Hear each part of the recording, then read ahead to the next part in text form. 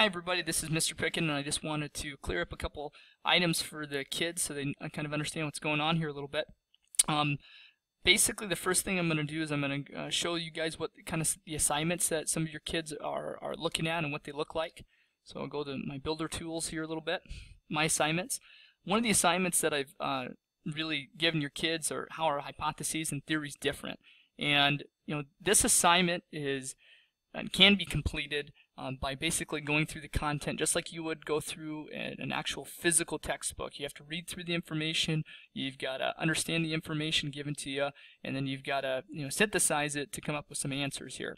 So this is actually talking about the difference between hypotheses and theories, and it gives you a bunch of questions, and it tells you how you can actually find answers to these questions and use evidence from what you read here and see to support your answers. So not only is it having you do this stuff, but it's actually having you back up this information with data.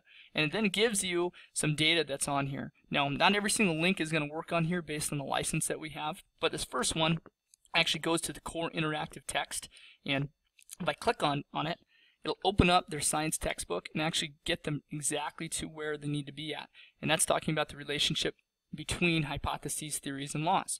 And it'll go through here again. All this information is great. We can take notes actually on the actual textbook information. We can have this speak to us.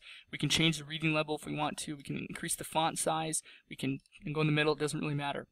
There's also some videos, and some of them will work for us and some of them won't. But it talks about basically what the assignments is covering, and what your kids need to do is they actually need to write information down and use that as evidence to support their answers to these questions. Now, the other way that the kids can access this information, because they can have the assignment over here, and I'll split screen this here.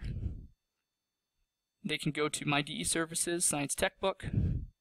We're in the chemistry section, Processes of Science, using scientific method.